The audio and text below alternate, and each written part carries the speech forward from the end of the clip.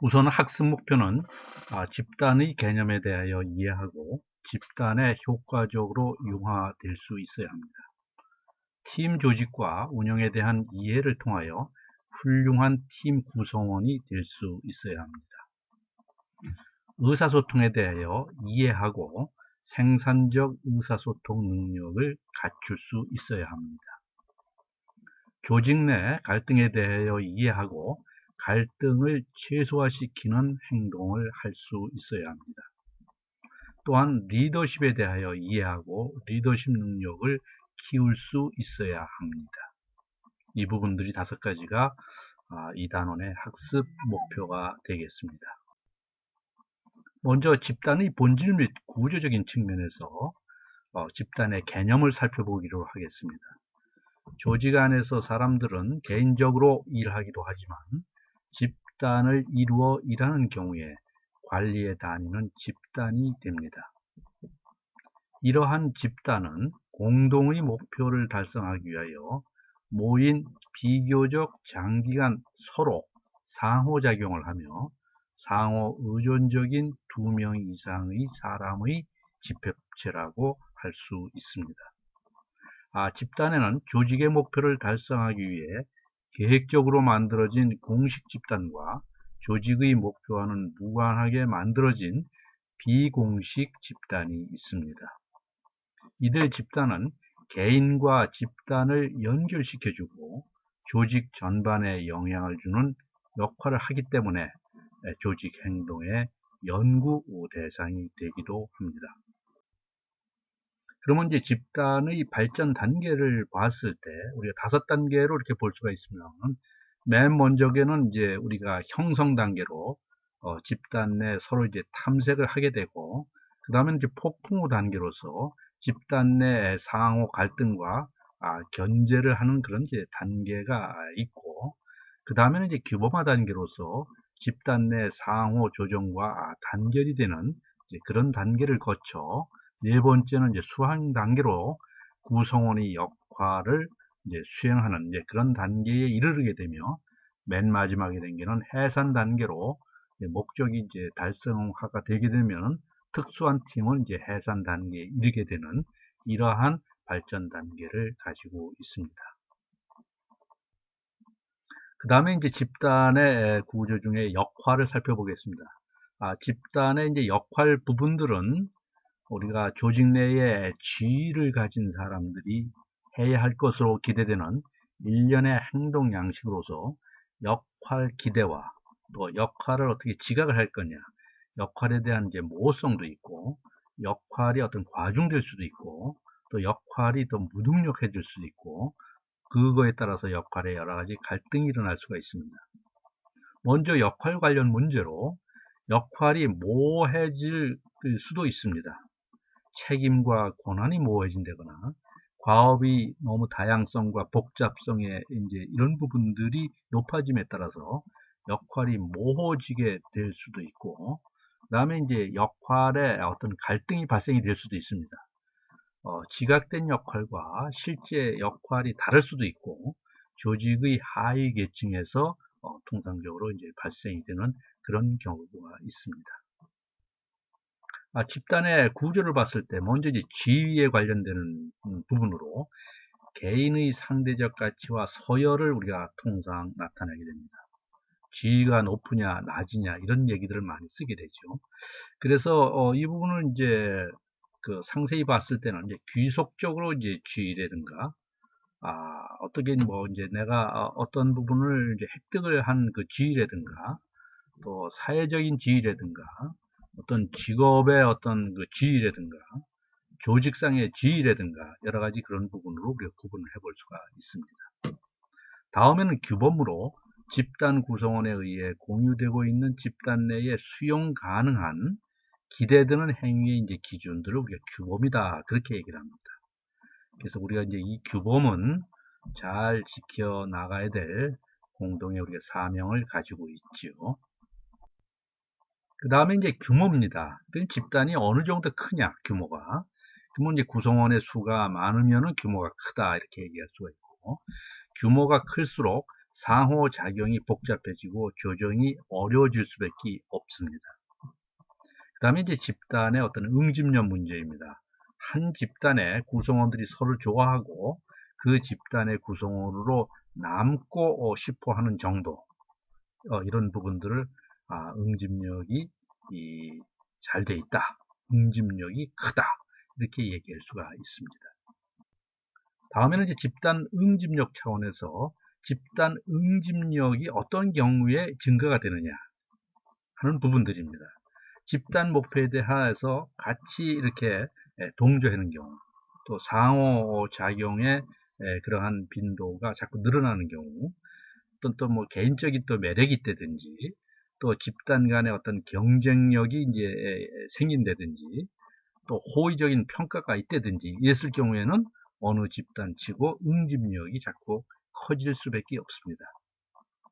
또 반대로 이 부분들이 감소되는 여러 가지 요인도 있게 되는데, 목표에 대해서 반대를 한다든지, 너무 대규모화가 돼 있다든지, 또 불만족스러운 경험이 자꾸 이렇게 일어난다든지, 집단 내에 또 아주 너무 큰 어떤 경쟁력이 있다든지, 또 어느 특정인이 독재적으로 지배를 한다든지 이럴 경우에는 이제 응집력이 자꾸 감소가 되는 그런 요인으로 작용될 수 있습니다. 그러면 이제 집단 과정이라고 하는 것은 작업 집단이 작동되는 과정은 집단의 성과에 영향을 크게 미치게 되어 있습니다. 촉진에 의해는 시너지 효과가 자꾸 늘어날 수도 있고, 또 어떤 사회적 태만으로 인해서 개인의 성과가 정확히 측정되도록 하는 그런 이제 부분들이 일어날 수가 있습니다.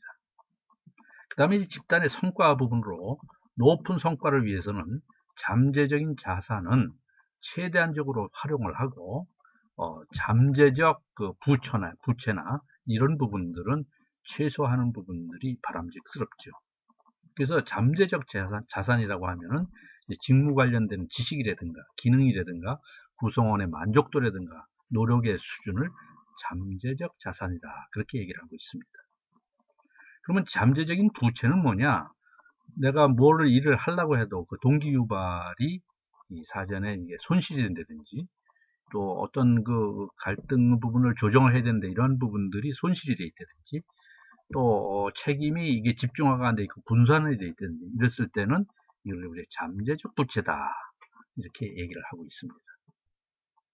그 다음에 집단 성과 차원에서 효과적인 작업 집단과 성과에는 어떤 관계가 있는 건가?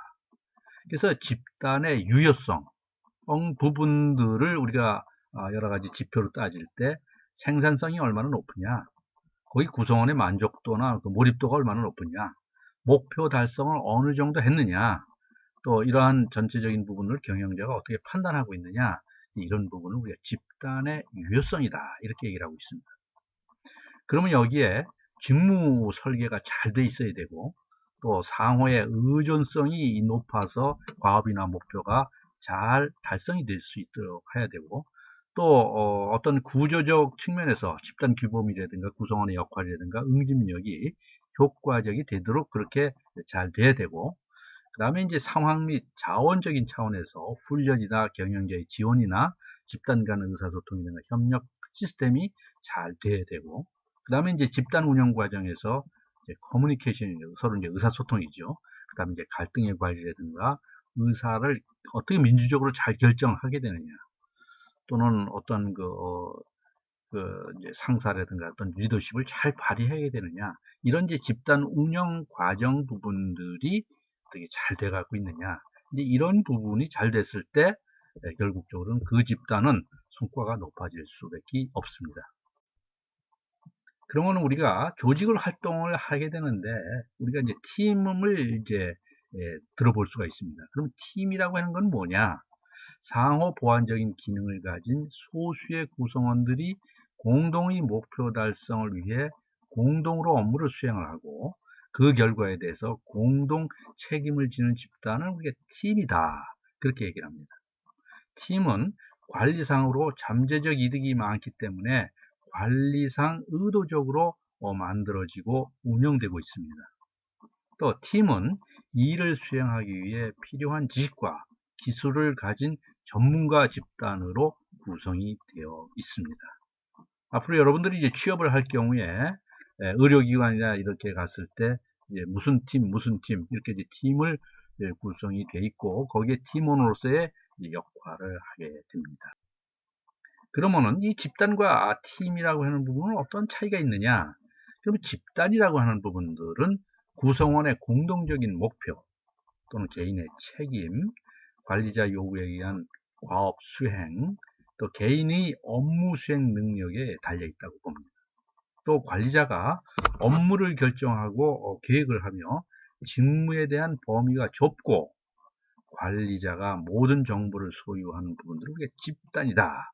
그렇게 얘기를 하는 반면에 팀이라고 하는 조직은 팀의 공동 목표가 있고 그 팀에 소속되어 있는 구성원들이 공동의 책임을 지고 팀 스스로 설정한 과업을 수행하게 되어 있습니다. 또한 개인이 팀의 업무에 미친 공헌도에 따라서 팀 부분들이 성과를 낼 수가 있고 관리자와 구성원들이 함께 업무를 결정을 하고 계획을 하고 하는 좋은 점이 있습니다. 또한 직무 수행의 폭넓은 지식과 기술이 필요로 하게 되며 모든 구성원의 정보를 공유하면서 과업을 수행하게 됩니다. 그럼 효과적인 팀의 특징은 어떠냐라고 하는 걸 살펴봤을 때 구성원들에 의해 목표가 분명하게 이해되고 동의가 되게 되어 있습니다. 갈등이 건설적으로 다뤄집니다. 갈등이 없는 조직은 없습니다. 구성원의 모두가 리더십의 역할을 나누어 갖고 있다. 한 사람한테 집중이 되지 않는다. 또 구성원들이 능력이 사장되지 않고 잘 활용이 될 수가 있다. 또는 이제 폐쇄적이 아니고 개방적 의사소통이 이루어지게 되고 신뢰의 분위기가 형성이 된다. 또 구성원들의 팀의 통제와 절차에 잘 따르게 된다. 또 잘 구축된 문제 해결과 의사결정 접근법을 사용하게 된다. 또는 이제 실험과 창조 정신이 이 팀워크 플레이를 해서 잘 장려가 되고 자신들의 기능과 작업 과정을 규칙적으로 평가를 하게 되고 역할과 책임 및 권한의 한계를 잘 이해를 하기 때문에 이러한 부분들이 잘 이루어지게 되면 효과적인 팀의 특징을 발휘할 수가 있습니다. 그러면 팀의 유형을 우리가 살펴보겠습니다. 업무팀, 프로젝트팀, 과업팀, 업무개선팀, 품질관리, 분임조 등 여러가지 유형으로 나눌 수가 있는데 우선 업무팀은 공식적 활동에 대해 책임을 지고 경영활동 전 분야에 걸쳐 일상적으로 운영이 되고 있습니다. 그 다음에 프로젝트, 여러분 무슨 프로젝트 뭐 그런 얘기 많이 들어봤을 거예요. 새로운 시스템의 설계 또는 신제품의 개발 등을 위해서 일시적으로 존재하는 부분들이죠. 그래서 프로젝트가 이제 종료가 되게 된다면은 팀도 아울러 이제 해체가 되게 마련이죠. 그 다음에 이제 과업팀입니다. 과업 위주로 형성된 조직으로 단일 이슈를 조사하기 위하여 구성됩니다. 그 다음에 이제 업무 개선팀. 어떤 이제 업무가 이렇게 좀 개선해야 될 부분들이 많이 있다라고 했을 때 업무 개선팀을 따로 두게 되겠죠. 그래서 업무 처리 과정의 비효율과 비용의 누수 등을 개선할 목적으로 구성이 되는 팀을 업무 개선팀이다. 이렇게 얘기를 할 수가 있습니다. 그 다음에 품질관리 분임조라고 하는 것은 과업팀의 특수한 형태로 일본에서 널리 활용되는 그런 유형입니다. 그러면 팀 운영에 우리가 장단점을 살펴보도록 하겠습니다. 모든 조직에는 장단점이 다 있습니다만 이 팀 조직에서 장점은 중복 노력을 제거할 수가 있다.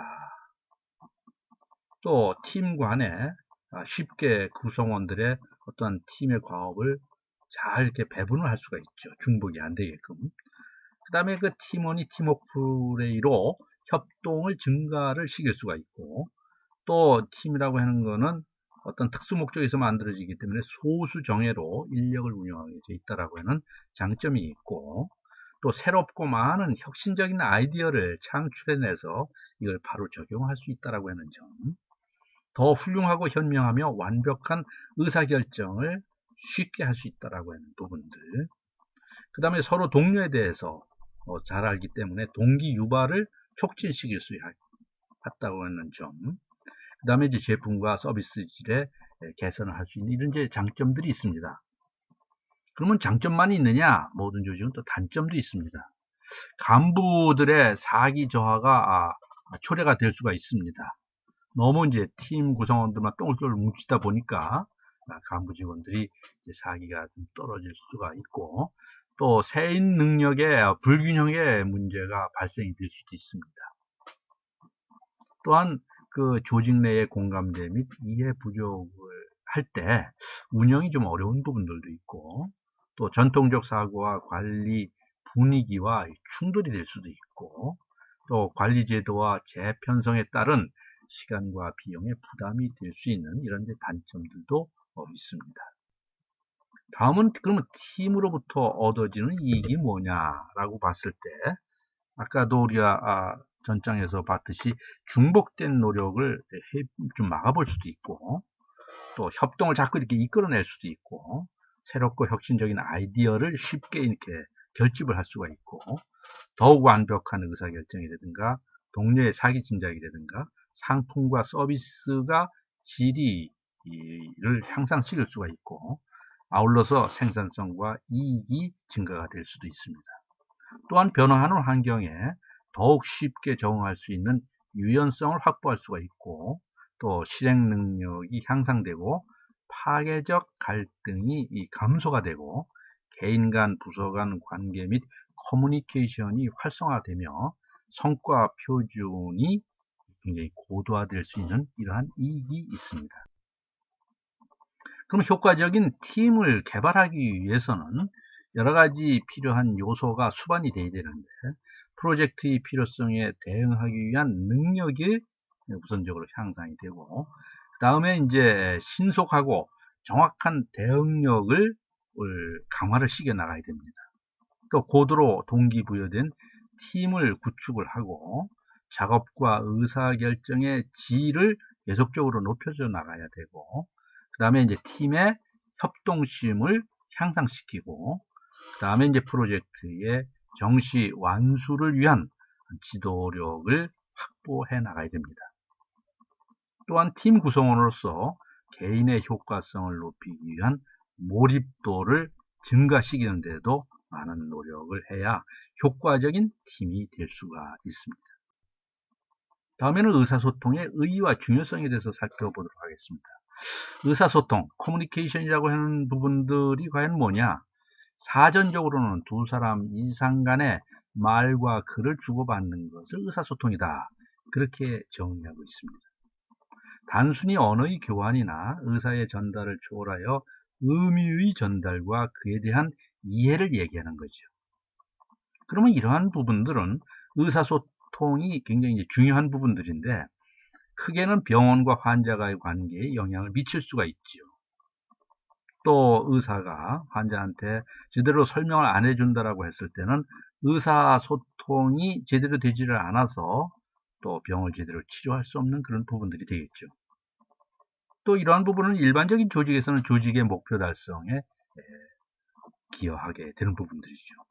그 다음에 이제 조직의 당연히 성장과 발전에도 기여가 되고, 또 조직의 경쟁력도 확보가 되고, 또 환자 만족도 제고에도 기여할 수 있는 이러한 의사소통이야말로 아주 중요한 요소라고 볼 수 있습니다. 그러면 의사소통의 기능이 뭐냐? 조직의 방침을 조직 구성원한테 전파하는 거, 그 다음에 이제 종업원, 구성원들의 불만을 제거하는 거, 그 다음에 인간관계를 원활하게 하는 거, 또 조직 구성원들의 사기를 높이는 거, 또 협동심을 고취시키는 이러한 부분들이 의사소통의 기능이다, 이렇게 이해할 수 있습니다. 그러면 의사소통의 상호작용을 해야 되는데, 그 개념적인 부분들을 이렇게 모형도로 한번 그려봤습니다. 내가 이제 송신자 보내는 사람, 수신자 받는 사람, 그 중간에 어떠한 의사소통의 그 상황이 이렇게 벌어지느냐, 이게 세 가지를 놓고 봤을 때, 송신자 측면에서는 메시지가 어떤 부분들이 어떠한, 지금 예를 들어 가지고 이제 코로나가 이렇게 발생이 되는데, 코로나 부분에 대해서 우리가 지켜야 될 부분들을 수칙을 이렇게 해야 됩니다. 국민들이 이렇게 알고 계세요. 이런 부분을 알릴 때 명확하게 알려줘야 될 필요가 있죠. 그 다음에 이제 전달을 신속하게 한다든지 이런 능력이 필요하게 되고, 또 이러한 부분들은 어떤 정보의 기반에 의해서 어떤 의학적 기반에 의해서 알려줘야 국민들이 신뢰를 얻게 마련이죠.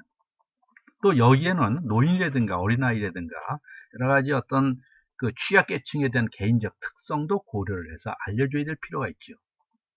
근데 이렇게 이제 송신자가, 즉 뭐냐면 요즘 뭐 말하면 코로나 어떤 지금 이제 방역 대책 본부라든가 이제 이런 부분들이 예를 들었다고 했을 때, 그럼 의사소통은 전달 경로의 특성 부분들은 그러면은 매일 오전에 10시와 오후 2시에 이러한 부분을 정례적으로 브리핑을 한다든지, 또 커뮤니케이션 운영 방식 부분들은 모르는 부분들은 이제 질의응답식으로 해서 이제 기자가 물어보고 발표하는 사람이 답변하는 식으로 해서 궁금증을 해소해 준다든지, 또 이러한 부분들이 국민들이나 사회적으로 이제 대구 지역이 이제 많이 이런 부분들이 이제 환자가 발생이 됐는데, 대구 지역은 어떻고, 그 다음에 대도시 지역은 어떻고, 또 농어촌은 어떻고, 이러한 부분들이 미칠 수 있는 여러 가지 어떤 사회적 영향까지 감안을 해서 메시지를 전달해야 될 필요가 있죠. 그러면 이거를 받는 뉴스를 보거나 또는 뭐 TV를 통해 가지고 여러 국민들이 수신자가 됐을 때 얼마만큼 이해력이 높고 또 인지를 잘하고 있는지, 또 국민들이 이러한 정례 브리핑을 잘 들을 수 있는 그러한 태도라든가, 또 이 부분에 어떠한 그 문제가 있다라고 했을 때 그것이 국민들이 이 정부의 여러 가지 지시사항을 잘 따르고 있는지 하는 것을 피드백 시키는 이제 이러한 부분들이 중요하다고 봅니다. 그러면 조직 내 의사소통의 목적은 주로 이제 명령을 하고 또 지시를 하고, 그거에 대해서 결과를 보고를 하고, 또 결과를 보고하게 되면서 국민들 사이에 정보가 교환이 되고, 또 그거에 대해서 불만이 있는 사람들은 감정의 표현을 하게 되고, 또 이 정부의 정책에 대해서 잘 수용을 하는 사람들은 맞다, 그렇게 해야 된다라고 어떤 감정을 표현하게 되죠. 그러면 의사소통의 과정을 봤을 때는 이제 몇 가지 부분으로 하게 되는데, 이제 송신자, 아까도 말씀드렸다시피 정부의 코로나 메시지를 이제 보낸다라고 했을 때 이거를 이제 암호화할 수도 있고, 또 그냥 전 국민에게 TV를 통해서 보낼 수가 있죠. 그 다음에 이제 이 부분들이 뭐냐면 이제 미디어를 통해 가지고 이런 부분들이 알려지게 되게 되고, 그 다음에 해독이라고 하는 부분들을 이걸 국민들이 어려운 부분들을 쉽게 인식이 될 수 있는 부분으로 그렇게 그 정도를 살펴봐야 되고, 그 다음에 이제 이게 수신자한테 국민들한테 이제 이어지게 된다고 하면은 국민들의 반응이 어떤지 하는 거를 응답이라든가 피드백을 통해 가지고 또 이제 정부의 메시지를 전달하는 송신자가 뭐 좀 더 쉬운 말로 한다든지 좀 더 이렇게 좀 디테일하게 한다든지 이제 이런 부분들을 통해 가지고 이제 의사소통이 일련의 과정으로 이루어진다라고 하는 부분을 알 수가 있습니다. 그러면 효과적인 의사소통 모델은 우리가 어떻게 볼 수가 있겠느냐 하는 부분들이에요. 그 다음에 명확한 목적이 분명히 있어야 되죠. 전달을 할 때는 코로나 상황을 분명히 알려준다. 그 다음에 목적에 부합하는 내용은 뭐냐? 내용은 뭐냐? 어떤 지역별, 그 다음에 우리 국내별, 도시별, 그 다음에 해외에 일어나는 코로나의 상태라든가 이런 부분들을 목표에 부합하는 내용을 정리를 하고, 또 내용에 맞는 시간을 배정을 하는 부분들이죠. 그래서 이 부분을 뭐 며칠마다 이렇게 하는 부분들이 아니라 그때 발표를 하는 부분들도 중요하겠지만 하루에 뭐 2번을 이렇게 브리핑을 한다든지 이러한 부분들, 또 명확한 송신자 부분들은 여러 가지 미디어를 통해 가지고 대국민들한테 알려주는 부분들이죠. 그 다음에 이제 적시성, 필요한 때에 어떤 상황이 발생이 된다면은 그 시기를 늦지 않게 바로바로 알려주는 부분들, 다음에 이게 전체적으로 목적에 부합하는 태도로 이제 이어져야 된다 하는 얘기죠. 이렇게 됐을 때 높은 의사소통을 요구하는 국민들이라든가 또 타인에 대한 이해와 관심을 높인다라고 하는 측면에서 이런 부분들은 의사소통, 커뮤니케이션 목표가 달성이 됐다. 이렇게 이제 보게 되고 또 달성이 된 부분들은 계속적으로 모니터링을 통해 가지고 피드백을 해서 이러한 부분들의 어떤 그 보완점을 갖다가 보완을 시켜서 다시 이제 이걸 정비해서 전달해주는 이러한 부분들이 이 효과적 의사소통의 모델이다 이렇게 얘기할 수가 있습니다. 그 다음에 이제 그러면 의사소통의 장애 요인과 개선 방향에 대해서 알아보도록 하겠습니다. 의사소통의 장애 요인은 어떤 부분들이 문제가 되느냐? 이게 매체가 원활하지 않는다. 예를 들어 가지고 TV가 없이 그냥 뭐 라디오로 한다든지 또는 핸드폰으로 뭐 이렇게 보내준다든지 이랬을 때 이제 문제가 될 수도 있겠죠. 그 다음에 그 내보내야 될 부분과 좀 더 그 조사를 해서 그 나중에 내보내야 될 부분과 이런 부분들을 잘 걸러내는 거. 그 다음에 이제 선택적인 지각. 그 다음에 이제 감정 상태. 이걸 어떤 부분을 보도를 하게 되면서 슬픈 일을 너무 기쁘게 얘기한다든가 이렇게 됐을 때 국민들 정서에 안 맞죠. 또 시간이라든가 또 뭐 정보량도 적정히 또 해야 되고 또는 의사소통의 어떤 그 전달하는 사람들은 잘 전달할 수 있는 능력자여야 되고 그 다음에 이제 가치관이라든가 또 그거를 듣는 또 국민들의 어떤 문화라든가 그 수준을 보고 이러한 부분들을 우리가 전달을 해야 되는데 이러한 부분들이 결여가 된다라고 했을 때는 여러 가지 장애 요인으로서의 남게 되는 부분들이죠. 그래서 효과적으로 의사소통을 하려면은 사후 검토와 피드백이 꼭 필요하고 또 언어도 어렵게 하지 않고 단순화를 시켜야 되고 또 이거를 듣는 사람들이 적극적으로 들을 수 있도록 분위기를 만들어줘야 되고 또 이걸 또 필요한 어떤 감정도 억제를 해야 되고 또 이제 그 우리가 공식적인 네트워크도 있지만 비공식적인 네트워크를 통해 가지고 이용하는 것도 중요하고 또 의사소통 목적의 설정이라든가 또는 신뢰성의 회복이라든가 평가적 판단의 억제 문제라든가 또는 타인에 대한 감수성 훈련도 필요하게 되고 또 의사소통 기술에 대한 향상이라든가 적절한 의사소통의 매체를 사용하는 거 또 의사소통의 중요한 거는 타이밍 이게 다 일이 끝난 다음에 알려야 의미가 없는 거죠. 이러한 부분들이 잘 결합이 됐을 때 효과적인 의사소통을 할 수가 있다고 봅니다. 그 다음에 이제 메시지 부분들을 어떤 부분들을 상대방한테 전달을 해주는 그 메시지는 아주 중요한데 의사소통이라고 하는 것은 메시지의 전달이다 이렇게 얘기할 수가 있어요. 그래서 의사소통 과정에서 송신자와 수신자 상호간에 전달되는 이제 메시지는 답변해야 할 과제나 주제가 분명히 나와 있어야 되고 또 과제나 주제에 대한 상대방의 답변이 있어야 피드백이 가능하지 않겠습니까? 또 상대방의 반응을 분명히 기대하고 있어야 될 때 제대로 된 의사소통이 될 수 있다 이렇게 볼 수가 있습니다. 그 다음에 메시지의 역할 부분들은 조직 구성원의 주의를 당연히 끌게 돼 있고 그 다음에 이제 어떤 신기성이라든가 또는 중요성, 강도를 분명하게 고려를 해줘야 됩니다. 그 다음에 효과적인 메시지의 구성은 모든 의료기관 종사자들은 상호간 또는 환자와 의사소통을 할 때 메시지를 담아 의사소통을 하게 되면 업무의 효과성과 또 고객에 대한 신뢰도를 높일 수가 있습니다. 다음에 이제 의사결정 부분들은 그 여러 가지 사안들이 많은데 어떻게 의사결정을 해야 될 거냐.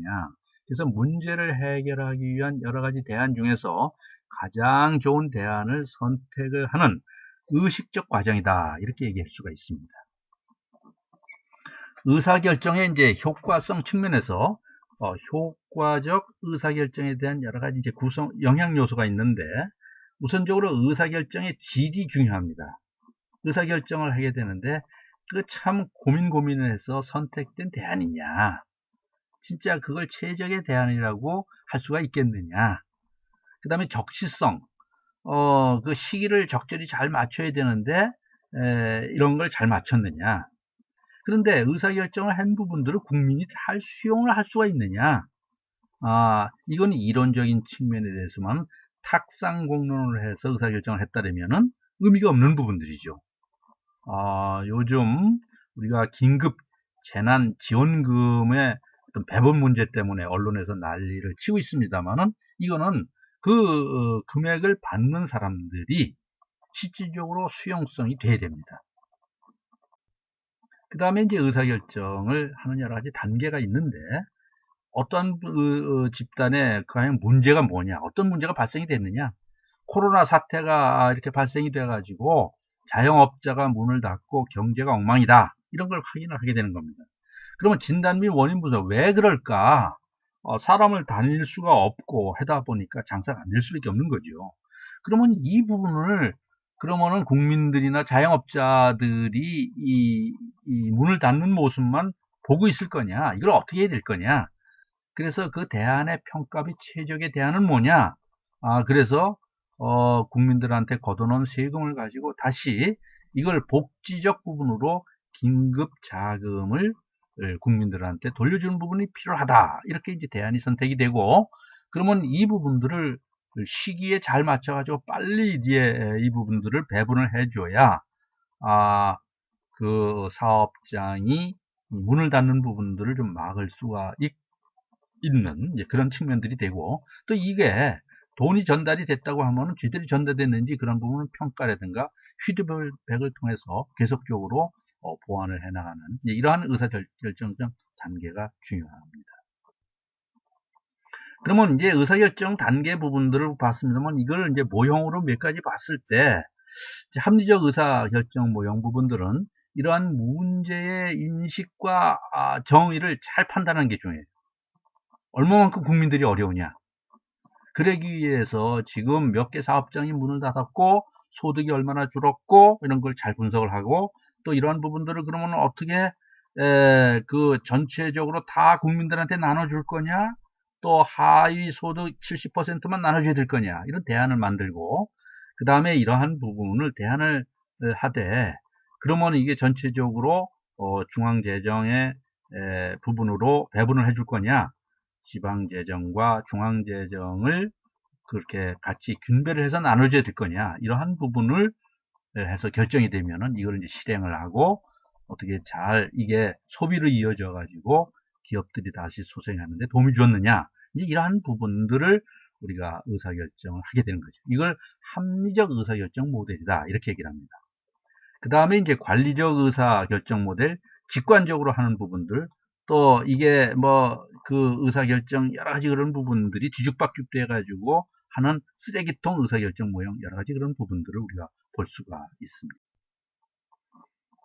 그러면 의사결정을 하게 되는데, 의사결정에 어떤 장점과 단점이 있게 마련이고, 또 이 의사결정을 하는데 필요한 정보를 확인을 못하고 해서 의사결정에 어떤 미스테이크가 일어나는 그러한 부분들을 의사결정의 오류다, 그렇게 얘기할 수가 있겠죠. 그래서 이렇게 하다 보면 좋은 점은 보다 많은 정보와 대안을 얻을 수가 있고, 구성원의 이해와 수용도가 좀 증가가 되고 적극성을 띠게 되어 있는 부분들이 장점인 반면에 동조 압력이 일어나는 부분들이 있습니다.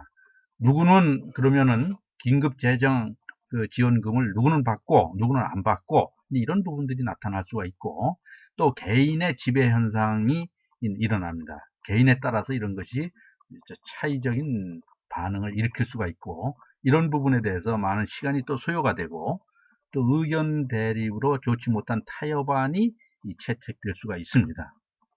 그러면 어떤 국민들은 다 달라.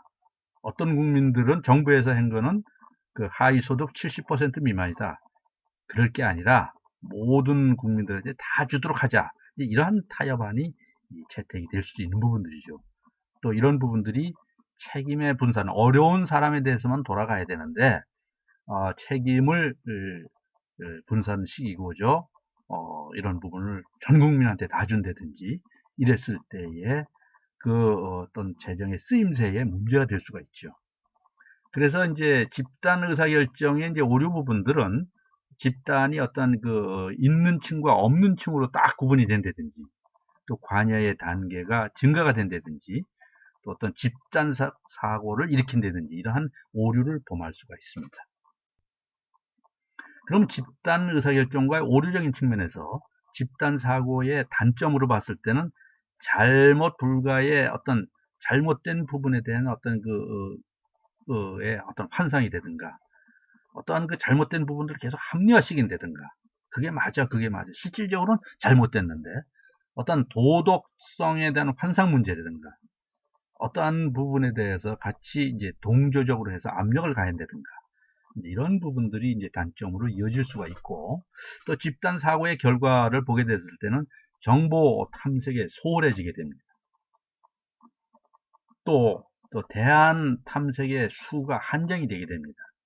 또 이 부분들은 다 줄 수가 없으니까 일부만 주자.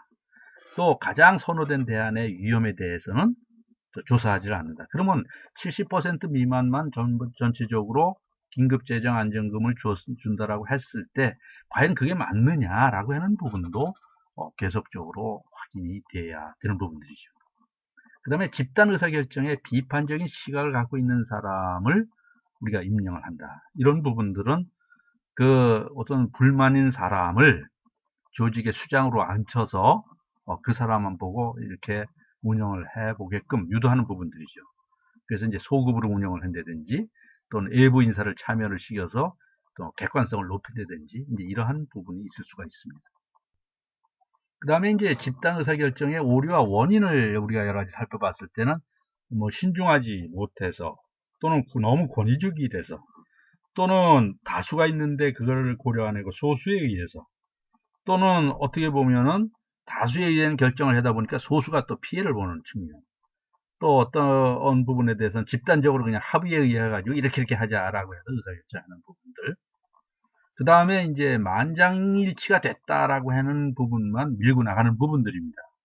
그러니까 실질적으로 세부 디테일한 부분들을 잘 챙기지 못하고 그렇게 의사결정하는 사람들이 이제 겉만 보고 이제 의사결정을 하는 부분들이죠. 이제 이런 부분들이 어떤 오류의 원인이 될 수도 있습니다. 그러면 우리가 그러면은 이 부분들을 여기에서 보시다시피 어느 병원의 위임전결표를 볼 수가 있습니다. 여기 보면은 기능별로 업무가 기획 업무, 규정 업무, 사업계획 및 예산 업무 쭉 이렇게 나와 있고, 또 세부적인 업무 내용이 있고, 이 부분을 결제를 맡을 때 팀장까지 맡는다, 부장까지 맡는다, 부원장까지 맡는다, 원장까지 맡는다. 그래서 이제 병원을 한 예로 이렇게 놓은 부분들을 살펴볼 수가 있습니다. 그 다음에 모든 조직에는 갈등이 있게 마련입니다. 그래서 갈등이라고 하는 게 뭐냐? 한쪽 당사자가 목표를 향해 진행하는 데 있어서 다른 당사자가 방해할 때 발생하는 대결의 과정이다. 이렇게 얘기를 할 수가 있습니다. 그럼 갈등이 왜 생기느냐? 개인적 심리적인 원인으로도 생기게 되고, 또 어떤 조직적인 차원에서 구조적인 원인으로 생기게 되고, 또 이런 부분이 사회적인 원인, 또는 의사소통이 잘 안 되는 미숙의 원인, 이런 부분으로 갈등이 생기게 됩니다. 그러면 이게 갈등을 제때 이거를 해소하지 않게 되면은 자꾸 갈등이 커지게 되는데, 그 갈등의 발전 단계라고 얘기를 합니다. 그래서 잠재된 갈등의 단계가 해소가 되지 않으면은 일단 지각된 갈등 단계로 이어지게 되고, 그 다음에 이게 이제 감지되고, 그 다음에 이게 표출이 되고, 그 다음에 갈등의 여파를 겪는 단계로, 이렇게 5단계로 우리가 구분할 수가 있습니다. 그러면 이제 갈등이라고 하는 건 순기능, 좋은 기능도 있고 역기능, 나쁜 기능도 있습니다. 갈등의 적정 수준이라고 하는 것은 문제 해결을 위한 도덕적이고 변화 지향적인 행동 차원에서 이게 갈등이 해결이 돼야 됩니다. 근데 갈등이 너무 많다면은 불안과 긴장이 수반이 돼서 어떤 부작용이 발생될 수밖에 없습니다. 그러면 갈등이 생겼을 때 이걸 어떻게 해소를 해야 되느냐 하는 부분들이죠. 우선적으로 개인 갈등적인 차원에서는 이제 좌절을 할 수가 있습니다. 누구를 공격을 한다든가, 나 이제 여기서 더 이상 못해, 철수를 한다든가, 어느 부분에 대해 집착을 한다든가, 또 타협을 한다든가, 이런 부분들에 대한 좌절적 갈등이 발생이 되고, 그 다음에 목표의 달성을 못한다라고 했을 때 이거를 우리가 어떻게 목표를 달성할 수 있도록 그 접근을 해야 되느냐, 이런 부분들. 그 다음에 역할 갈등. 어떤 친구들은 주어진 일을 열심히 하게 되는데 나만 어려운 일을 주어가지고 내가 힘들게 한다, 이렇게 그리고 또 역할 부분들이 명쾌하지를 않아서 서로 이런 갈등이 발생이 되는 부분들을 역할 갈등이다, 이렇게 얘기합니다.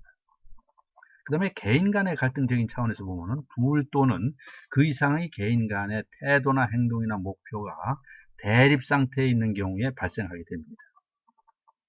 개인 간의 갈등 해소적인 차원에 보게 되면은 경쟁 상태를 협동 상태로 지각하도록 이해시키고 유도해야 합니다. 또 이제 집단 간에 이제 어느 부서와 어느 부서 이렇게 갈등이 있게 되는데, 이런 이제 계층 간의 갈등이라든가 기능 간의 갈등이라든가 또 이게 라인 조직과 우리가 스텝, 수평 조직 간의 또 갈등이 발생이 될 수도 있습니다. 그래서 이 갈등이라고 하는 부분은 우리 리더십 부분으로 우리 해결을 해 나가야 되는데, 과연 리더십이라고 하는 개념이 뭐냐? 구성원들로 하여금 특정 목표를 지향하게 하고 그 목표 달성을 위해 실제 행동을 하도록 영향력을 행사하는 과정으로 관리의 개념과는 차이가 있습니다. 그러면 리더십의 여러 가지 속성들이 있는데, 리더가 하는 행동이나 활동이다. 또 리더십의 위치는 사람이다. 리더와 부하 간의 상호작용이다. 리더십은 항상 주변 환경에 영향을 준다. 리더십의 목적은 목표에 달성하는 부분들이다. 리더십은 우연적이 아니라 의도적으로 접근한 부분들이다. 그 다음에 이제 관리라고 하는 부분들의 속성은 작업 지시 및 결과에 대한 책임 부분에 한정하고 계획의 수립과 자원을 조달하는 부분들, 그 다음에 작업과 조직을 통제하는 이제 이러한 약간 좀 올드한 전통적 개념 부분들을 우리가 관리다, 이렇게 얘기를 합니다. 그러면 리더십 개념과 영향력을 봤을 때, 그러면 리더십의 영향력의 원천은 뭐냐? 이런 부분들을 내가 어떤 부분을 통해 가지고 보상을 많이 받으려고 한다. 일을 잘해 가지고. 그 다음에 강압적인 권력, 내가 상급자의 지위에 있으니까 너는 따라야 된다 해가지고 강제적으로 그 주변 환경이라든가 내부의 속성을 고려하지 않은 상태에서 강압적인 권력을 하는 부분들, 합법적 권력, 내가 법적으로 이런 권한이 있기 때문에 너는 따라야 돼 하는 부분들, 전문적 권력, 이거는 내가 전문적으로 판단을 해봤을 때 내 의견은 무조건 따라야 돼. 그 다음에 준거적 권력, 우리 병원의 규정이 이렇게 되기 때문에 무조건 따라야 돼 이제 하는 부분들로부터 시발이 됩니다. 그래서 이 리더십의 영향력의 결과를 봤을 때 보상적 수다라고 하는 것은 복종을, 너는 내가 이제 너 일 잘하게 된다면 보너스를 많이 줄 거야 하는 측면에서 너는 복종을 이끌어내기 위해서 보상적 수단을 내거는 부분들, 그 다음에 이제 강제적으로 이러한 부분들을 이끌어내기 위한 거, 또 이제 합법적이다 이런 부분들은 규칙이나 원리를 동원해서 동조 또는 복종을 이끌어내기 위한 것, 준거적 수단이라고 하는 것은 부하의 동일한 반응을 이끌어내기 위한 것, 그 다음에 전문적 수단하는 부분은 내면화를 이끌어내어 자발적 추종을 유인하기 위한 것을 이렇게 얘기를 하고 있습니다. 그래서 이제 전통적 리더십의 이론을 보면 몇 가지가 있습니다만, 이제 특성 이론, 리더의 특성, 그런 이제 스토그 딜이라고 하는 사람이 이런 부분을 이제 많이 이제 강조를 했는데, 이제 성격적 특성이나 능력이나 사회적 기술에 따르는 부분들이 리더의 특성으로 볼 수 있다. 성격에 따라 다르고 능력에 따라 다르고 사회적 기술에 따라서 리더의 특성이 달라져야 된다. 그러나 상황이 다르면 리더의 특성도 달라져야 된다. 이게 이제 특성 이론입니다. 여러분들 특성 이론은 꼭 염두에 두시기 바랍니다. 시험에 굉장히 자주 출제가 되고 있습니다. 그 다음에 기술 이론입니다. 이게 효과적 리더십을 이제 카츠가 얘기를 했는데, 기능적인 기술, 개념적인 기술, 인간적인 기술을 갖춰야 효과적인 리더십을 발휘할 수가 있다. 이제 기술적인 측면에서. 그래서 이제 문제 해결의 기술이라든가 사회적 판단의 기술 또는 지식 기술도 갖춰야 된다라고 하는 그러한 이제 기술 이론입니다. 그 다음에 이제 행동 이론 부분들은 리더의 행동과 리더십 효과성과의 이제 관계 부분들을 이제 치중을 해서 볼 때 민주적으로 리더십이 있어야 된다. 또는 어떤 경우는 필요에 따라서는 독재적 리더십이 있어야 된다. 어떤 부분은 자유방임적으로 리더십이 있어야 된다. 어떤 측면에서는 참여적 리더십이 있어야 된다. 이런 부분들을 행동으로 직접적으로 보여줘야 된다. 이런 측면들이 행동 이론이 되겠습니다. 그 다음에 이제 전통적 리더십 이론으로 상황 이론을 얘기를 할 수가 있는데, 이건 이제 피들러 학자가 어떤 그 상황이 발생이 되면은 그에 적합한 리더십이 있어야 된다. 이런 부분들입니다. 그래서 이제 허쉬와 브랜차드의 리더십 이론 부분들을 우리가 상황 이론으로 얘기를 하게 되고, 또 이제 하우스의 이제 경로라든가 목표 이론 부분들을 우리가 상황 이론으로 우리가 분류를 해서 관리하고 있습니다. 현대의 리더십 이론은 리더와 구성원의 어떤 상호 교환적 측면에서 이러한 모형을 얘기를 하고 있는데, 이걸 LMX의 모형이다, 그렇게 얘기를 합니다. 그래서 리더의 L자, 멤버스의 M자, 그 다음에 익스체인지의 와 모델의 M자를 따가지고 LMX 모형이다, 그렇게 얘기를 하고 있습니다. 리더는 부하를 핵심 집단으로 하고 일부 집단으로 나누어서 관리를 한다. 이제 이런 측면들이 이제 리더 성원 교환 모형이 되겠습니다. 그 다음에 이제 현대 리더십 이론 중에서 리더십 귀인 모형이라고 하는데, 리더가 부하의 행동을 어떻게 귀인시키느냐가 리더와 부하 관계 또는 리더의 부하에 대한 행동 등에 영향을 미치게 되어 있습니다. 그 다음에 이제 변혁적 리더십입니다. 이제 카리스마라든가 영감적 동기부여, 지적 자극, 개별적 고려를 활용을 해서 성과를 유인하는 부분들입니다. 그래서 요즘은 어떤 상황이 많이 이제 변화가 되기 때문에 혁신이라는 말을 씁니다만, 변화와 혁신 부분들을 우리가 변혁이다, 그렇게 얘기를 하죠. 그 다음에 셀프 리더십이라고 하는데, 스스로 목표를 세우고 그 목표를 달성하기 위해서 영향력을 행사하여 자신의 목표를 이끌어가는 과정을 이제 스스로 한다 해서 셀프 리더십이다, 그렇게 얘기를 합니다. 그 다음에 이제 서번트 리더십은 이제 앤더슨이 주장을 했습니다. 서번트라고 하는 건 섬기다, 그런 뜻이죠.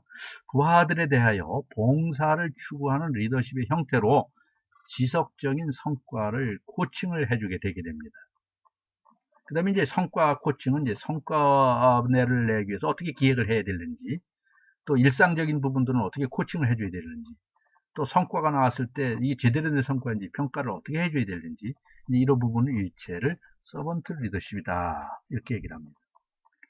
그 다음에 이제 짐 콜린스가 주장한 이제 겸양과 의지의 리더십을 보게 되면은, 뭐 이게 중요한 부분들은 능력이 뛰어난 개인이 이게 리더십을 가져야 된다. 또 합심하는 팀원이 있어야 된다.